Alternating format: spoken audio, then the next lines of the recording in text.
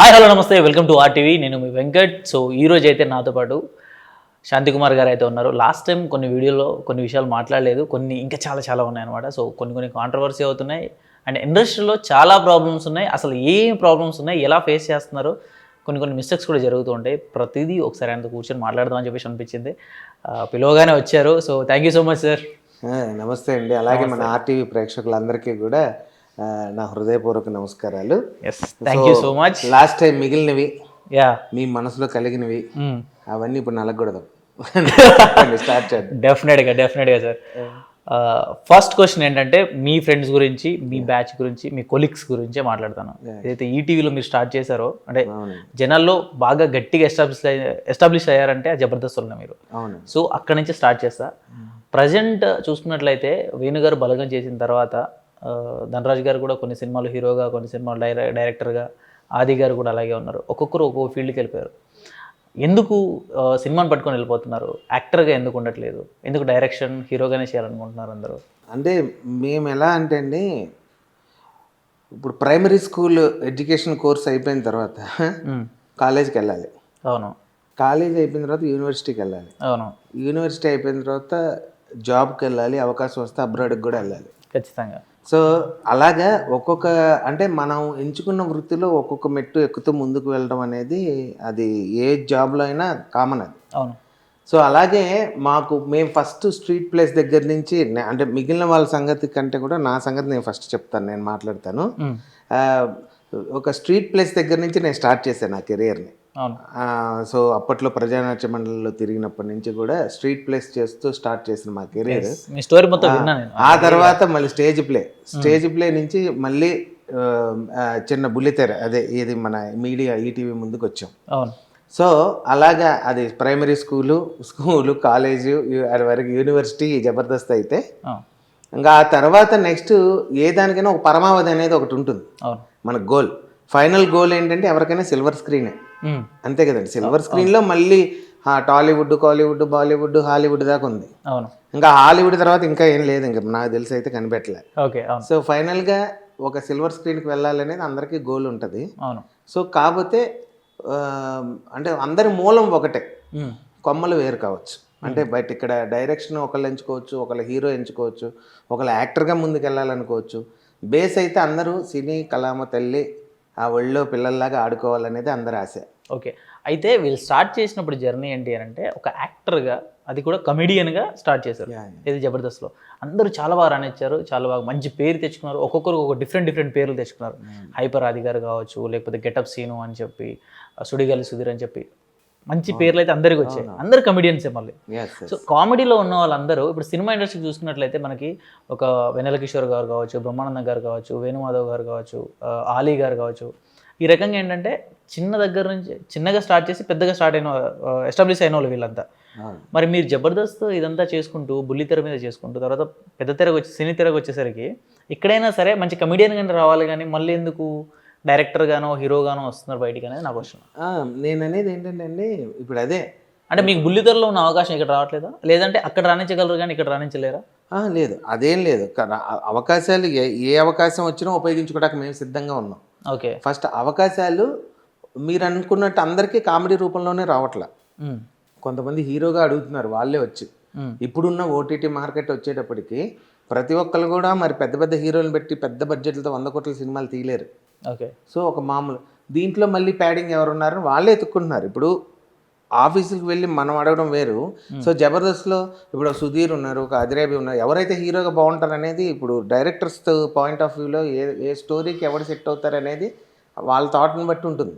Okay. So వాళ్ళంతటా వాళ్ళు వచ్చి అడగబట్టి వీళ్ళు చేస్తున్నారు. ప్లస్ వీళ్ళు కూడా ఒక కొత్త, అంటే ఒక కమెడియన్, ఒక ఆర్టిస్ట్, అంతకుముందుకు ఆ స్టేజ్ ఆర్టిస్ట్కి వచ్చిన వాళ్ళే ఉంటారు చూడండి. ఇప్పుడు మీరు సినిమాలో చూస్తున్న వాళ్ళందరూ కూడా జబర్దస్త్ నుంచి మీకు పరిచయం అయ్యారు, కానీ జబర్దస్త్ కంటే ముందు స్టేజీలో ప్రజలతో కలిసి పనిచేసిన వాళ్ళంతా స్టేజ్ మీద. సో ఏదైనా చేయగలిగే ఒక కెపాసిటీ, అంటే నేను ఇంకోళ్ళ గురించి చెప్పే ముందు నా గురించి నేను చెప్పుకోవాలి. నేనేంటంటే మీరు కమెడియన్గా నాకు ఆ స్టేజ్ కామెడీకి సంబంధించిన షో కాబట్టి నేను కామెడీ మాత్రమే చూపించగలిగా. సో నేను 6 డిప్లొమాస్ చేస్తున్నా. నేను యాక్టింగ్, ఫిల్మ్ యాక్టింగ్ డిప్లొమా చేస్తున్నా, మిమిక్రీ డిప్లొమా, ఆ తర్వాత మ్యూజిక్, ఆ తర్వాత క్లాసికల్ కూచిపూడి సర్టిఫికేట్ కోర్స్ చేస్తున్నా, ఆ ఆ తర్వాత మార్షల్ ఆర్ట్స్, డప్పు, ఇవన్నీ నాకు జబర్దస్త్లో ఎందుకు చేయనిస్తారు? లేదు. సో మాకు ఇంకా చేయాల్సినవి చాలా ఉంటాయి. బట్ మీ ప్రజలకు తెలిసే ఒక వేదిక జబర్దస్త్ అయింది, అంతేగాని చూడాల్సిన కోణం ప్రజలు వేరేది ఉంది మాలో. ఓకే. అంటే ఇక్కడ మీరు మీరు చెప్తుంది ఏంటంటే మీకు ఏదైతే వచ్చో అది చేసుకుంటూ పోతున్నారని చెప్పేసి అంటున్నారు. కానీ మీరు ఎస్టాబ్లిష్ అయింది వచ్చేసి కమెడియన్గానే. అవును. ఓకే. కమెడియన్గా అయిన తర్వాత సినిమాల్లో ఇప్పుడు ఏదైతే ఆలీ గారు వీళ్ళందరూ చేస్తున్నారో అలాంటి పెద్ద క్యారెక్టర్ మీకు ఎందుకు పడట్లేదు? అంటే వాళ్ళు తీసుకోవట్లేదా, లేదంటే ఎవరైనా తొక్కేస్తున్నారా, అసలు ఏం జరుగుతుంది? ఇక్కడ తొక్కడం ఏమి ఉండదండి. మనకి ఏది ఇస్తే అది ఎక్కడమే.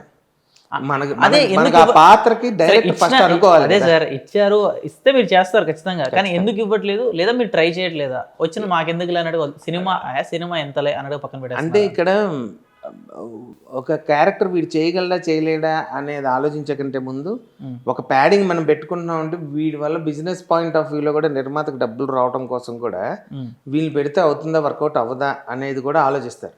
ఒక పెద్ద బ్యానర్ ఉందండి, పెద్ద బ్యానర్లో వాళ్ళు సినిమా చేయాలనుకున్నప్పుడు వాళ్ళు ఆల్రెడీ సీనియర్ ఆర్టిస్టులు అందరూ ప్యాడింగ్ ఉంటుంది.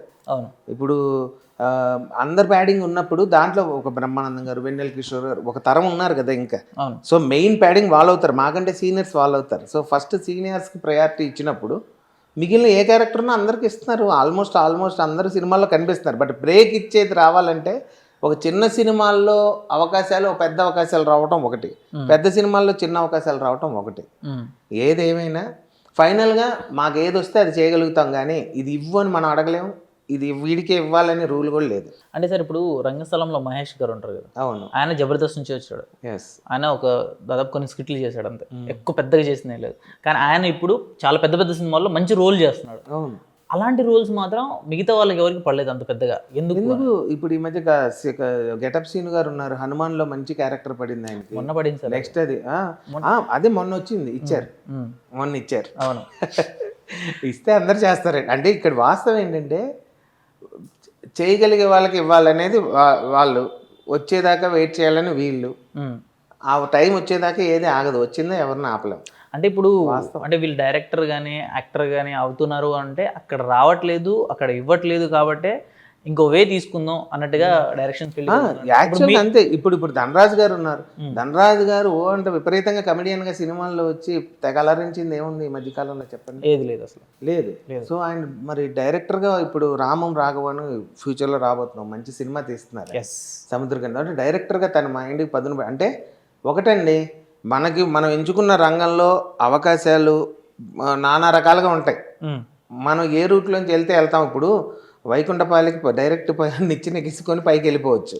చిన్న చిన్న నిచ్చెనెక్కి మధ్యలో పాములు మింగి మళ్ళీ మెల్లగా వెనకాల ఏదో పరమపద సోపాన పటం దాటుకొని పైకి వచ్చి ఎక్కచ్చు. సో ఫైనల్గా విన్ అవ్వడం అనేది కావాలి. సో ఎవరి రూట్ వాళ్ళు, ఏ రూట్లోంచి ఏ నిచ్చెన దొరికితే ఆ నిచ్చెన పట్టుకొని ఎక్కుతున్నారు, వెళ్తున్నారు, సాధిస్తున్నారు ఆ గోల్ని బట్టి. మీరు అన్నట్టుగా కనుక అందరు కమెడియన్స్ని జబర్దస్త్నే ఫుల్ఫిల్ చేస్తే అందరు కమెడియన్స్తో సినిమా తీసే ఒక ఈవీవి సత్యనారాయణ గారు, అప్పట్లో జంజాల గారు, ఒక ఎస్వి కృష్ణారెడ్డి గారు, ఇలాంటి సినిమాలతో ఆ టైప్లో ఆ ఫ్లేవర్లో ఇప్పుడు అనిల్ రావిపూడి గారు కొద్దిగా ఆ కోవలో అలా వచ్చినప్పుడు ఆల్మోస్ట్ అందరికి అవకాశాలు ఇవ్వాలనుకుంటే ఇస్తారు. కానీ సినిమాకి కూడా ఒక క్రైటీరియా ఉంటుంది. మొత్తం జబర్దస్త్ ఈ మధ్య అదొక ఫ్లేవర్ వచ్చింది, మొత్తం జబర్దస్త్ వాళ్ళని పెట్టడం వల్ల జబర్దస్త్ ఫ్లేవర్ వచ్చేస్తుంది, సినిమాలో కూడా జబర్దస్త్ చేసినట్టే చేస్తున్నారు అనేటువంటి ఫీల్ కూడా వస్తుంది. కొత్త వాళ్ళకి ఇస్తే కొద్దిగా ఫ్రెష్ టాలెంట్ని చూపిద్దాం అని డైరెక్టర్ల పాయింట్ ఆఫ్ వ్యూ డిఫరెంట్గా ఉంటుందండి. ఓకే. సో మనం ఏం చెప్పాలి, ఇప్పుడు ఎవరేం చేసినా సుధీర్ జబర్దస్త్లో ఏం చేస్తాడో హీరోకి వస్తే అదే చేస్తారు, శాంతి కుమార్ ఏం చేస్తాడో అక్కడ అదే చేస్తాడనే ఫీల్ ఉండొచ్చు ఒక కొత్తదనం కోసం. సార్ ఇప్పుడు సుడిగాలి సుధీర్ గారు హీరోగా పనికొస్తారా సార్ ఇండస్ట్రీకి? మెటీరియల్ మన దగ్గర స్టోరీ మెటీరియల్ కరెక్ట్గా ఉంటే ఎవడైనా హీరో మెటీరియల్ చేసేయచ్చు, అది వాస్తవం అండి. అంటే ఇక్కడ మన కథ బలంగా ఉన్నప్పుడు అక్కడ మీకు అదే చెప్పట్లా, కథ బలంగా ఉన్నప్పుడు ఏగన పెట్టి కూడా రాజమౌళి గారు సినిమాని తీశాడు, హీరోని చేసి. అవును.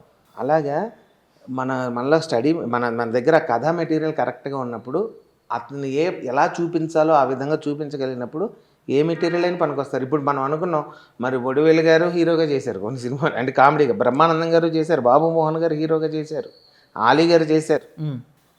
అంటే కథకి ఏది కోరుకుంటుందో ఆ పాత్రలు వీళ్ళు ఎంచుకోవాలని బట్టి ఉండాలి, వాళ్ళు ఎంచుకునే దాన్ని బట్టి ఉండాలి. సో ఈ పరంగా సుధీర్కి ఫ్యాన్స్ ఎక్కువ ఉన్నారు కదా అని ఏ స్టోరీ అంటే ఆ స్టోరీకి సుధీర్ని తీసుకెళ్ళి పెట్టడం కూడా తప్పే.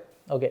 ఒకవేళ సుధీర్ గారితో మీకు అవకాశం వస్తే ఆయన హీరోగా పెట్టి తీసే అవకాశం ఖచ్చితంగా. ఎలాంటి స్టోరీ రాస్తారు మీరు ఆయన కోసం?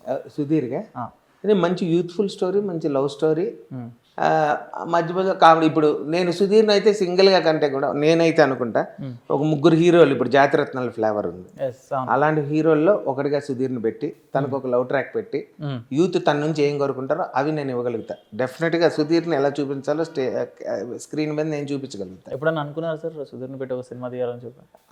సినిమా తీయాలని అనుకున్నాను, దానికి సుధీర్ ఒప్పుకుంటే సుధీర్తోనే తీస్తాను, బట్ ఇంకేం తెలియదు, ఫ్యూచర్లో చెప్పలేము. ఓకే, అడగచ్చు కూడా.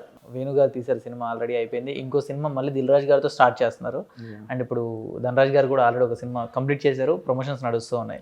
సముద్రకని గారు ఒక మాట చెప్పారు సార్, స్టోరీ చెప్తే జస్ట్ 1 or 2 లైన్స్లో చెప్పేయాలి, అంత స్ట్రాంగ్గా ఉండాలి కంటెంట్. అలా చెప్పగలిగితే ఖచ్చితంగా ఎంత పెద్ద యాక్టర్ అయినా సరే ఒప్పేసుకుంటారో. అలాగే నాకు ధనరాజ్ వచ్చి జస్ట్ ఒక 1.5 minute ఇక్కడి నుంచి అక్కడ నడిచే లోపే నాకు స్టోరీ చెప్పాడు, నేను చేస్తా అని చెప్పా. నిజంగా చేస్తారా సార్ అంటే నిజంగా చేస్తా అని చెప్పాను, నేను చేశా అని చెప్పి చేశారు ఆల్రెడీ సినిమాలో. సో అంత బాగా చెప్పారు అనమాట. ఒక స్టోరీ చెప్పాలి, నిజంగా ఎలా చెప్పాలి సార్? ఎందుకు నా ఎక్స్పీరియన్సే చెప్తాను. నేను సాయి కుమార్ గారి దగ్గరికి వెళ్ళి, సార్ ఇది మీరు మెయిన్ లీడ్గా నేను ఇట్లా అనుకుంటున్నాను ఒక కథ, మీరు వినండి అని చెప్పి, కరెక్ట్గా ఎంత టైం కావాలి నీకని అడిగారు ఫస్ట్ టైం. మీరు ఎంత టైం ఇవ్వగలుగుతారో చెప్పండి, నేను దాంట్లో నేను ఎలా చెప్పాలో ప్లాన్ చేసుకుంటా. అట్లా కరెక్ట్గా 15 to 20 minutesలో నువ్వు ఫినిష్ చేయన్నారు. 15 minutesలో నేను ఫినిష్ చేశాను ఆ నేరేషన్. ఓకే, ఫస్ట్ సిట్టింగ్ ఆయన క్లాప్స్ కొట్టి ఒప్పుకున్నారు నాకు కథను చేయడానికి లీడ్ రోల్. ఫస్ట్ ఏంటంటే అండి, మనం తీసేదంతా చెప్పకూడదు, ఓకే, అనిపించిందంతా రాసుకోకూడదు, ఓకే, రాసుకుందంతా వినిపించకూడదు. కన్ఫ్యూజన్గా ఉన్నాయని బాగా చెప్పారా? ఓకే, అంతే. రాసుకుందంతా వినిపిస్తే ఎదుటోడు మనం రాసిందంతా వినాలని రూల్ లేదు, వాడికి ఒక టైం ఉంటుంది, వాడికి ఒక మూడ్ ఉంటుంది. ఖచ్చితంగా, సో ఖచ్చితంగా అవును. అలాగని రాసిందంతా తీయకూడదు, అవును. మళ్ళీ మనమే ఎడిటింగ్ రూమ్లో కూర్చొని కోసుకోవాలి. సో కథ వరకు ఆయన క్యారెక్టర్ వరకు చెప్తే సరిపోతుంది. మనం ఏం చెప్పాలో అంటే సూటిగా గుచ్చుకునేటట్టుగా టక్కన 4 పాయింట్లు చెప్పి కథలో మెయిన్ ఇది కంటెంట్ అని మనం చెప్పగలిగేటువంటిది నేరేషన్కి వెళ్ళే ముందే ప్రిపేర్ అయ్యి వెళ్తే 1 నిమిషం అటో ఇటో పెరగచ్చు తగ్గచ్చు, కానీ చెప్పాలనుకుంది కరెక్ట్గా చెప్పగలుగుతాం. ప్రజెంట్ ఉన్న వాళ్ళల్లో చాలామంది మంచి మంచి కథలు రాసుకొని ఇలా బుక్కులు పట్టుకొని తిరుగుతున్నారు ఇప్పటికీ. ఒకప్పుడు తిరిగేవారు అని చెప్పేసి విన్నాం, కానీ ఇప్పటికీ తిరుగుతూ ఉన్నారు చాలామంది ప్రొడ్యూసర్ కోసం అని చెప్పేసి. అసలు ఒక ప్రొడ్యూసర్ని ఒప్పించాలి అంటే ఏ విధంగా ఒప్పించాలి? కొంతమంది ప్రొడ్యూసర్లు మధ్యలోనే సినిమా వదిలేసి వెళ్ళిపోతున్నారంటే దానికి రీజన్ ఏంటి సార్? కారణాలు రకరకాలు ఉన్నాయండి. ఒకటి ఏంటంటే, ఫస్ట్ చేద్దాము అన్నప్పుడు, ఇప్పుడు ఇదేననేది అదే, ఇప్పుడు ఇద్దరు పెళ్లి చేసుకోవాలని అనుకుంటారు, భార్య భర్త అనుకోండి, ఒక అమ్మాయి అబ్బాయి. ఓకే, అవును. అమ్మాయి అబ్బాయి పెళ్లి చూపుల దగ్గర నుంచి పెళ్లి వరకు వాళ్ళ మూడు ఒకలా ఉంటుంది. అంటే రోజు రాత్రి అయితే ఎప్పుడెప్పుడు మెసేజ్ పెట్టుకోవాలా, ఎప్పుడు మాట్లాడుకోవాలా అన్నట్టు ఉంటుంది. అవును. సో పెళ్ళి అయిన దగ్గర నుంచి పిల్లలు పుట్టే వరకు వాళ్ళ మధ్యలో ఆ సంసారం ఒకలా ఉంటుంది. అవును. సో పిల్లలు పుట్టి ఇద్దరు వాళ్ళని పెంచాల్సిన బాధ్యత మీద పడిన తర్వాత వాళ్ళిద్దరి మధ్య ఉండే రిలేషన్ వేరేలా ఉంటుంది. అంటే రిలేషన్ ఏం మారదు, బంధం, లవ్ ఎక్కడికి పోదు, దాన్ని ప్రకటించేటువంటి ఆ పరిధి మారుతుంది, ఆ విధానం మారుతుంది. ఆ లవ్ అనేది డిఫరెంట్గా చూపిస్తారు ఇంకా, అంటే చూపించే కోణం మారుతుంది. ఓకే, అంటే తగ్గుద్ది, తగ్గతం కాదు, ప్రేమ అంతే ఉంటుంది, కానీ ఇంకో షేప్లో ఉంటుంది. ఒకసారి కప్పులో వేస్తారు, ఒకసారి గ్లాసులో వేస్తారు, ఒకసారి మగ్గులో వేస్తారు. టీ అదే. Okay, okay. సో నేను అనేది అదే. ఇక్కడ ప్రొడ్యూసర్ కూడా ఇద్దరు కలిసి సినిమా చేద్దాం అనుకున్నప్పుడు ఉండే ఫీల్ ఒకటి ఉంటుంది, జర్నీలో వాళ్ళిద్దరి అండర్స్టాండింగ్ ఒకలా ఉంటుంది. ఈ మధ్యలో వచ్చేటువంటి అంటే రకరకాల మంది వస్తారు, ఎట్లా అని చెప్తారు, ఎవరు మేధావి. ఇప్పుడు సినిమా దగ్గరకు వచ్చి సైలెంట్గా కూర్చోవాలని ఎవరికి అనిపించదండి. ఒకటి డైరెక్టర్ ఏదో అక్కడ మానిటర్లో చూసి వాడి తెంటాలు వాడిపడి వాడు రాసుకున్న దాన్ని తీస్తూ ఉంటాడు. ప్రొడ్యూసర్కి ఏదో చెప్పి ఆయనకి చెప్పి ఇంకా చెప్పిన దానికంటే అద్భుతంగా తీసి ఆయన మెప్పు పొందాలనేటువంటి ఒక ఫీల్ ఉండొచ్చు. ప్రొడ్యూసర్ కూడా నా సినిమా నేను డబ్బు పెడుతున్నాను, అద్భుతంగా రావాలనే కసి ఉండొచ్చు. సో వీళ్ళిద్దరూ ఒక తపనతో ఉన్నప్పుడు మధ్యలో ఒకళ్ళు ఎంటర్ అవుతాయి కొన్ని క్యారెక్టర్స్. ఈ క్యారెక్టర్స్ అంటే ఎంత పెట్టారండి, ఎంత అవుతుంది, అంత ఎందుకు పెట్టేశారు సార్, అసలు అంత మాత్రం అవ్వదండి, అసలు మన వాళ్ళు ఉన్నారు, మీరు చెప్తూ సర్లేండి ఏదో ఇంకా మీకు అయిపోయింది, ఇంకా మీరు కానీ అనేటప్పటికీ ఈ డబ్బు పెట్టేవాడికి గుండెలో టప్పని రాయబడుతుంది. సరే ఈసారి గల కానీ నెక్స్ట్ అయితే సార్ మీరు ఏమైనా చేయాలనుకుంటే చెప్పండి, మనం చేసేద్దాం, సింపుల్గా రెండులో చేపేద్దాం, ఇప్పుడు 3 పెట్టారు కదా, 2లో మనం చేసేద్దాం, మీరు తెలియకుండా అనవసరం ఎక్కువ పెట్టారు సార్ అన్నారు అనుకోండి, ఆ ప్రొడ్యూసర్ పరిస్థితి ఏమవుద్ది అంటే నేను వాడు ఒక సందిగ్ధ అవస్థలో పడతాడు. అంటే నేను ఎక్కువ పెట్టి నేను అంటే ఇక్కడ వీళ్ళ అవసరం కోసం అవతలోడు కడుపు మీద కొట్టడమే కదా. ఇంకొకటి మనం ఎంతో మెప్పించి ఒప్పించి ఒక ప్రొడ్యూసర్ కథ చెప్పి అతను డబ్బులు పెట్టడానికి మనం కష్టపడి తెచ్చుకుని ఉంటాం. తెచ్చుకున్న తర్వాత ఎవడో వచ్చి టక్కని ఒక మాట చెప్పి ఆయన మైండ్ సెట్ మార్చేసి ఆ తర్వాత మనం జరగాల్సిన ప్రతి అడుగు అప్పటికి మధ్యలో ఉంటాం, మనం సగంలో ఉంటాం సినిమా. అలాంటి టైంలో మనం ఎత్తిన బండేసినట్టు బండేసి వెళ్ళిపోతే ఆ తర్వాత వేసే ప్రతి అడుగు చాలా భారంగా ఉంటుంది. డెఫినెట్గా అది ప్రొడ్యూసర్కి కష్టమే మన భరించాలంటే. ఆ టైంలో మన అప్పటిదాకా ఒకలా చూస్తారు, ఒక ఇద్దరు బాగా కలిసి ఉన్నప్పుడు ఏం కనిపించవు. చిన్న కొట్లాట వచ్చిన రోజు నెక్స్ట్ రోజు నుంచి మాట్లాడుకోవాలంటే వాళ్ళిద్దరి మధ్య ఒక చిన్న అడ్డం పడుతూ ఉంటుంది, ఒక ఫీలింగ్. అవును అవును. అలాంటి ఫీలింగ్ ఆ ప్రొడ్యూసర్కి డైరెక్టర్కి మధ్య ఏర్పడినప్పుడు ఆ చిన్న అగాధమే పెద్ద లోతుగా మారిపోయి అది పెద్ద దూరాన్ని పెంచేస్తుంది ఇద్దరి మధ్య. చాలామంది ఏంటంటే మందు, మగువ అండ్ ఫ్యాషన్, ఈ మూడు ఉన్నాయి. ఈ మూడిట్లో దేన్ని చూస్ చేసుకుని వస్తున్నాడు ప్రొడ్యూసర్ అనే దాన్ని బట్టి ఉంటుంది. అండ్ అమ్మాయిల విషయంలోనే ఎక్కువ మంది మోసపోతున్నారు అన్నట్టుగా నేను విన్నా. ఇది నిజమా కాదా? అసలు ఏ విధంగా ఉంటుంది?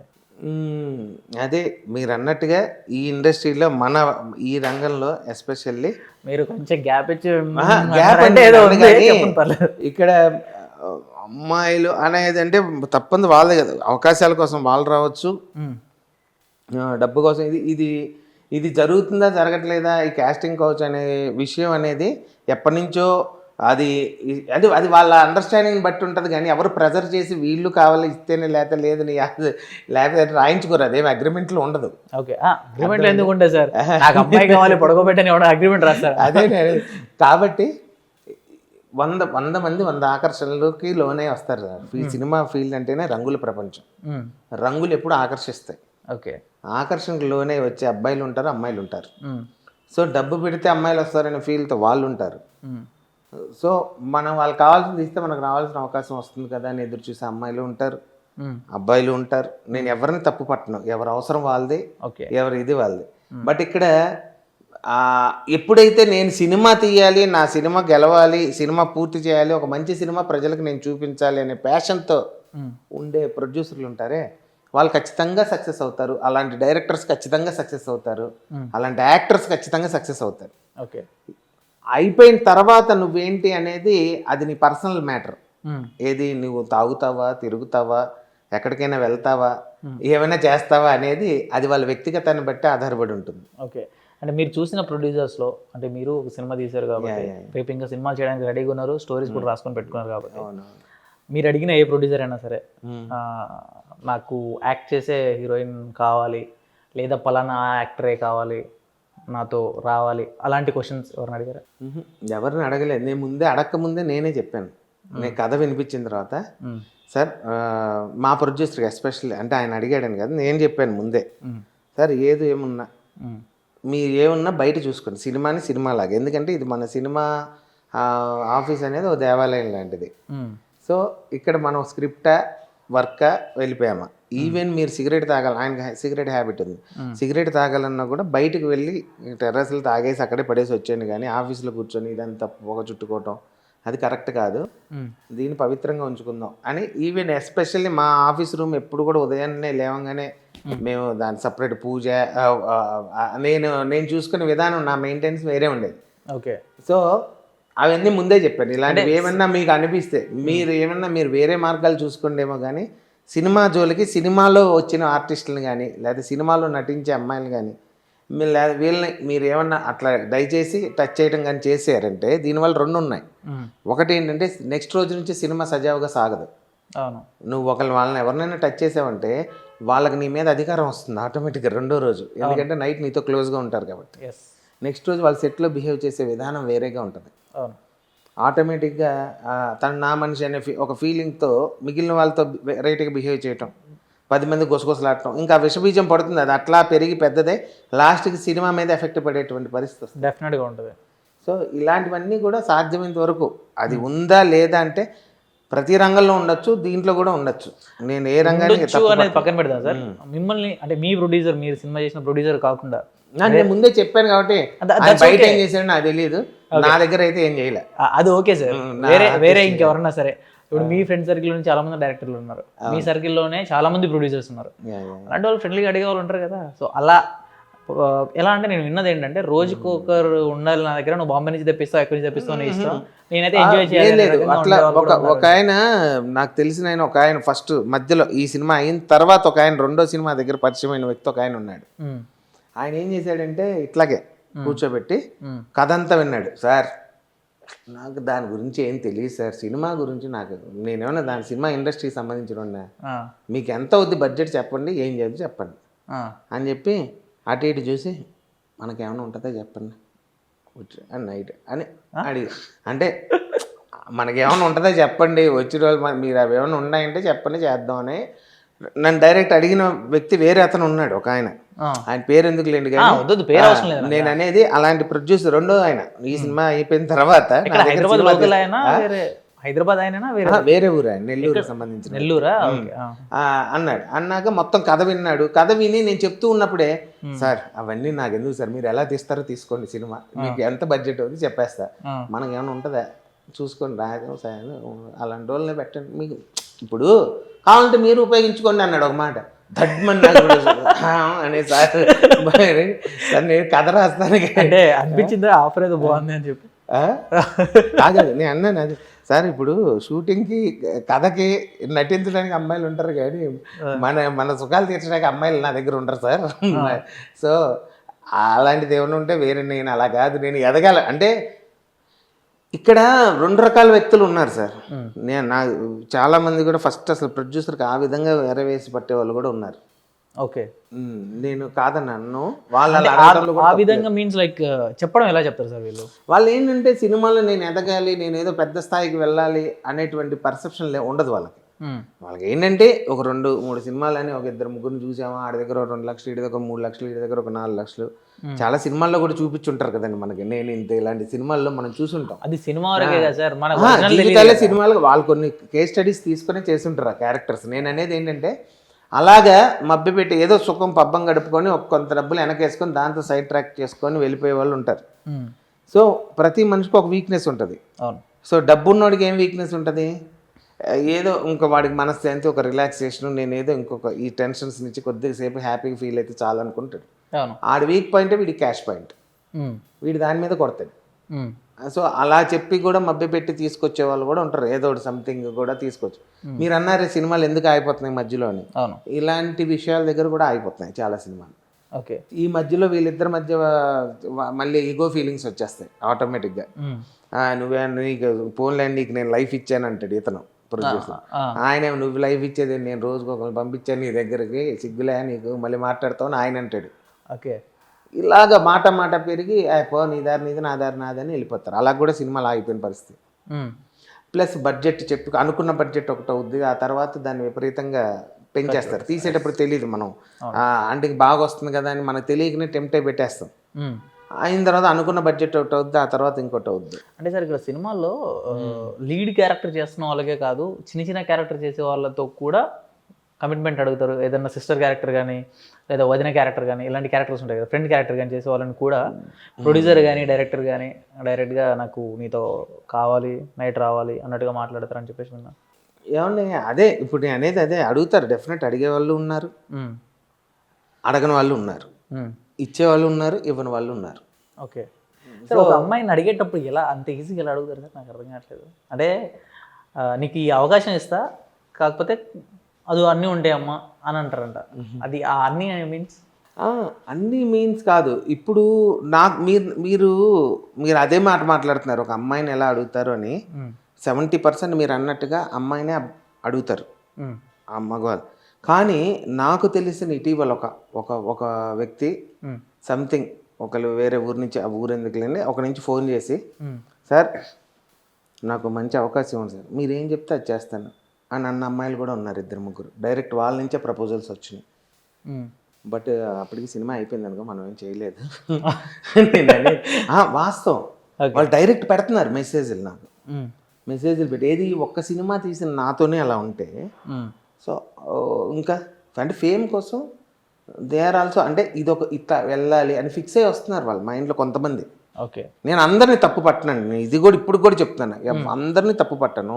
ఓకే, బట్ అయితే తప్పు లేదని లేదు, తప్పు ఉంది బట్ అందరినీ అయితే అట్లా ఇక్కడ ఎవరు స్పెసిఫిక్గా ఆ పేరేంటి ఈ పేరేంటి అని పక్కన పెడితే, రాత్రి అయితే అందరూ రంబలే, రాత్రి అయితే అందరూ మన్మధుడే. అంటే ఎవరి కోరికలు వాళ్ళు, ఎవరి ఇష్టం వాళ్ళది. ఓకే, బట్ అయితే ఇక్కడ తప్పు అని నేను అది తప్పు అని కూడా అన్న అవసరం మీద డిపెండ్ అయి ఉంటుంది, వాళ్ళ ఇష్టం మీద డిపెండ్ అయి ఉంటుంది అంతే. నాకే ఇప్పుడు నేను చెప్తున్నా కదా, నాకే 3-4 మెసేజ్లు వచ్చినాయి అంటే ఇంకా పెద్ద పెద్ద వాళ్ళకి డైరెక్ట్ వెళ్ళి ఆఫీస్కి అడిగే వాళ్ళు ఉన్నారు, కమిట్మెంట్ ఇచ్చేవాళ్ళు ఉంటారు, ఇచ్చేవాళ్ళు ఉన్నారు, అడిగే వాళ్ళు ఉన్నారు. అంటే కొంతమంది అవకాశం లేకపోయినా సరే ఉంది అని చెప్పి యూజ్ చేసుకొని ఉన్నప్పుడు చెప్తారే అనే వాళ్ళు కూడా ఉంటారు. అలాంటి సినిమాలు ఆగిపోతాయి. మీరు ఇందాక అన్నారు సినిమాలు ఎందుకు ఆగిపోతాయని. ఇక ఈ విధంగా కేవలం అంటే ఒక బాగా మందు తాగొచ్చు, లేకపోతే బాగా అమ్మాయిలు ఇట్లాంటి జల్సాలు చేయొచ్చు. మీరు సినిమా చేసిన తర్వాత మీ హీరోయిన్ కానీ ఇంకెవరైనా అడిగారా సార్? నేను అడగలేదు, ఎందుకంటే మా సినిమాలో చేసిన అమ్మాయి మా జబర్దస్త్ ఫ్యామిలీకి సంబంధించిన అమ్మాయి ఐశ్వర్య అని తను మా ఫ్యామిలీ అంటే మా ఫ్యామిలీ అంటే మా కామెడీ ఫ్యామిలీ, మేమంతా బ్రదర్ అండ్ సిస్టర్స్ లాగా ఉంటాం అందరం. అంటే ఇక్కడ సో నాకు అడగాలని కూడా థాట్ లేదు. ఇంకోటి నేను అడిగి ఇప్పుడు నేను సినిమా తీయాలా, ఇప్పుడు ఇలాంటివన్నీ చేయాలా అనేది పక్కన పెడితే నాకు ఈ థాట్స్ అన్ని పక్కన పెట్టి నేను గెలవాలనే ఫీలింగ్ ఎక్కువ ఉండేది. ఓకే, అంటే ఇన్నాళ్ళ నుంచి వెయిట్ చేశాం కదా ఒక ఆపర్చునిటీ కోసం. సో ఆపర్చునిటీ వచ్చింది మన చేతిలో, దాంట్లో సక్సెస్ అవ్వాలని ఫీల్డ్లో ఉన్నప్పుడు ఈ టైప్లో ఎవరెవరిని అడగాలనే దానికంటే నా క్యారెక్టర్కి ఎవరు సెట్ అవుతారు, ఎవరెవరిని పెట్టాలనే ఆలోచనలోనే ఎక్కువ ఉన్నాను. ఓకే డన్ సార్, వదిలేద్దాం. ఒక ఫైనల్ మంచి క్వశ్చన్ అడుగుదాం సార్. ఫర్ సపోజ్ మీ దగ్గర ఒక 10 కోట్ల రూపాయల కథ ఉంది, ఒక సినిమా తీయాలంటే 10 నుంచి 15 కోట్లు కావాలి, డబ్బులు పెట్టడానికి ఒక రెడీ ఒక ప్రొడ్యూసర్ వచ్చి మీ దగ్గర కూర్చొని సరే నీకు ఏం కావాలో చెప్పు నేను ఇస్తా, కానీ నాకు ఫలానా హీరోయిన్ కావాలి, ఆ అమ్మాయి నాతో ఉండాలి అంటే మీరు చేస్తారా? ఇంకా మీకు వేరే ఆప్షన్ లేదు అన్నప్పుడు మీ థాట్ ఏంటి, మీరు ఏం చేస్తారు ఆ టైంలో? నేను ఆ విధంగా అయితే అంటే నేను చేస్తానని అంటే 15 కోట్లు సార్, సినిమాకి 15 కోట్లు మిమ్మల్ని నమ్మి పెడుతున్నారు ఆయన. అయ్యో, ఆయన కావాల్సిన చిన్న కోరిక ఆయన అడిగారు, అప్పుడు మీ రియాక్షన్ ఏంటి? ఎందుకంటే మీ మొదటి సినిమాకి మీరు చెప్పారు డైరెక్ట్గా, లేదు సార్ ఇలాంటి ఏమైనా అడిగితే మాత్రం నేను చేయను అని చెప్పి. ఇది సెకండ్ సినిమా, పెద్ద బడ్జెట్, పెట్టే వాళ్ళు రావట్లేదు, ఒకడు వచ్చాడు, అప్పుడు ఏం చెప్తారు? నా వరకు అయితే నేను మీ ప్రయత్నాలు మీరు చేసుకోండి, అయితే మీ వల్ల అయితే నన్ను అడగద్దు, నన్ను కథ వరకు అడగండి, సినిమా వరకు అడగండి, అట్లా ఇష్టమైతే చేద్దాం, లేకపోతే లేదనే చెప్పాలి. అలాంటప్పుడు మీలాంటి కథలు బోల్డ్ వస్తాయి, 100 వస్తాయి, తీసుకుంటారు, తీసుకోనండి. అంటే కెరీర్ ఆపేస్తారా మీరు? కెరీర్ ఎందుకు ఆపుతాం, ప్రయత్నం ఆపితే మనం అక్కడ ఫుల్ స్టాప్. మీరు 100 సార్లు ప్రయత్నం చేశారు సార్, ఒక 50 మంది అలాంటి వాళ్ళు దగ్గర, ఇంకో 50 మంది ఏం కావాలి, కమిట్మెంట్ అడిగితే ఏం చేస్తావు అని ఆన్సర్ కావాలా? ఆన్సర్ కోసం ఏం చెప్పినా అక్కడికే వస్తున్నారు. మీరు ఆ పాయింట్ బలంగా నా నుంచి తెలుసుకోవాలనుకుంటున్నారు. ఎందుకు తెలుసుకోవాలనుకుంటున్నానంటే సినిమా చేయడం కోసం కథ రాసుకోవడానికి నెలలు రాత్రులంతా నిద్ర లేకుండా కూర్చుంటారు, అది అవుట్పుట్ బయట తీసుకురావడం కోసం ఎంత కష్టమైనా పడతారు. అవును, అలాంటప్పుడు ఇలాంటి వాళ్ళు తగిలినప్పుడు మీరు ఎలా బిహేవ్ చేస్తారు, వాళ్ళని ఎలా కన్విన్స్ చేస్తారు అనేది నా క్వశ్చన్, అది నాకు కావాలి. మీరు ఆన్సర్ నాకు చేయట్లా. ఎలా క్వశ్చన్ కాదు, నేనంటూ ఇంకొక 2-3 ఏళ్ళైనా వెయిట్ చేస్తానేమో కానీ నాకు అలాంటి ముందుగానే నేను ఇంతగా మా ప్రొడ్యూసర్కి ఎలా చెప్పాను, జరిగిందిగా సినిమా రిలీజ్ అయిందిగా, ఏ ఇబ్బందులు పడలేదుగా, అలాంటి రోజు అలాంటి ప్రొడ్యూసర్ నేను, ఎందుకంటే అక్కడే మనకి దేవుడి బలం సపోర్ట్ చేయాలి మనకి, అక్కడ దేవుడు మనకి సపోర్ట్ చేసి ఆ విధంగా చెప్పింది అర్థం చేసుకొని అన్ని ఇవ్వగలిగే ప్రొడ్యూసర్ని ఇస్తాడేమో అనుకుంటున్నాం. పాజిటివ్గా ఎందుకు ఆలోచించకూడదు, ఇలాగే అవుతుందని ఎందుకు? మన ఛానల్లో చాలా వరకు రియల్ ఎస్టేట్ వీడియోస్ ఎక్కువ పడుతున్నాయి, పాజిటివ్ అనుకుంటే అది, కరోనా పాజిటివ్ అనుకుంటే కరోనా. అండ్ ఇంకొకటి మన ఛానల్కి వచ్చేసరికి చాలా వరకు real estate videos and doctor videos ఎక్కువ చేస్తాం మన హెల్త్కి సంబంధించినవి. సో అటువంటి వాళ్ళు ఎవరైనా చూస్తే మీ దగ్గర మంచి స్టోరీ ఉంటే ప్రొడ్యూస్ చేయడానికి డెఫినెట్గా వస్తారు. Thank you so much sir, and all the best. ఎప్పుడు నెక్స్ట్ సినిమా ఎప్పుడు?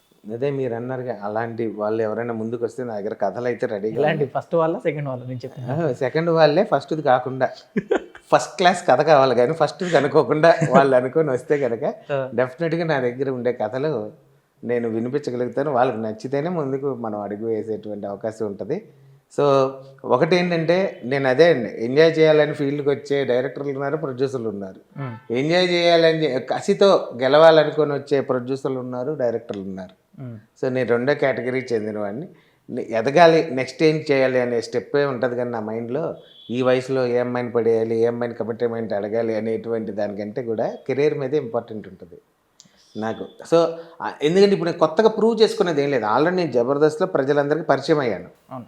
సో నెక్స్ట్ స్టెప్ ఎలా వెళ్ళాలనేది ఉంటుంది కానీ ఎరేసి ఒకరిని మబ్బి పెట్టి లేకపోతే ఒకరికి మాటలు చెప్పి వాటిని, ఇప్పుడు నేను తెలియని వ్యక్తిని పారిపోవటానికి ప్రపంచంలో ఎక్కడికి వెళ్ళినా నన్ను గుర్తుపడతారు. సో నేను ఎక్కడికి పోలేను. సో కాబట్టి మోసం చెప్పి మాటలు చెప్పి చేయాల్సిన అవసరం నాకు లేదు. Done sir, thank you so much and all the best. So thank you very much. అలాగే మన ఆర్టీవీ ప్రేక్షకులందరికీ మరోసారి ధన్యవాదాలు. సో త్వరలో మీ అందరి బ్లెస్సింగ్స్తో మంచి ఆఫర్ రావాలని కోరుకుంటున్నాను. Thank you sir. కుదిరితే అప్పుడప్పుడు మా ఛానల్కి వచ్చి ఏదైనా మంచి మంచి కంటెంట్ ఇస్తూ ఉంటే. ఖచ్చితంగా కంటెంట్ ఉన్నప్పుడు ఫస్ట్ ఫోన్ చేస్తాను మీకు, మీరు వచ్చి లాగేసుకోండి. ఎందుకు సార్, ఇండస్ట్రీలో ఏం వచ్చినా సరే మిమ్మల్ని ఫస్ట్ అడుగుతాను, అప్పుడు వచ్చేద్దరు కానీ. ఎందుకంటే రీసెంట్గా అప్పుడు అల్లు అర్జున్ గారు ఒకసారి వాటర్ తాగారు కదా, సీఎం గురించి మర్చిపోయారని చెప్పి పెద్ద రచ్చ అయింది అప్పుడు. అది రేవంత్ రెడ్డి గారి పేరు మర్చిపోయినందుకే ఇదంతా జరిగింది అని చెప్పి సేమ్ దాన్నే యాజ్ గా కాపీ పేస్ట్ చేస్తూ మొన్న ఒక సినిమా ఈవెంట్లో ఒకటి జరిగింది. అది రేపు పొద్దున్న స్టార్ట్ అవుతుంది చూడండి మీరు. ఓకే, నేను వీడియో క్లిప్ పెడతాను లాస్ట్లో. ఓకే ఓకే, అది ఒకటి జరిగింది. అది సో అలాంటివన్నీ ఎప్పుడైనా సరదాగా మనం మాట్లాడుకుందాం. ఖచ్చితంగా సార్, అలాంటిది ఏమైనా వస్తే డెఫినెట్గా కూర్చుందాం. Okay okay, thank you sir. Thank you very much. Bye.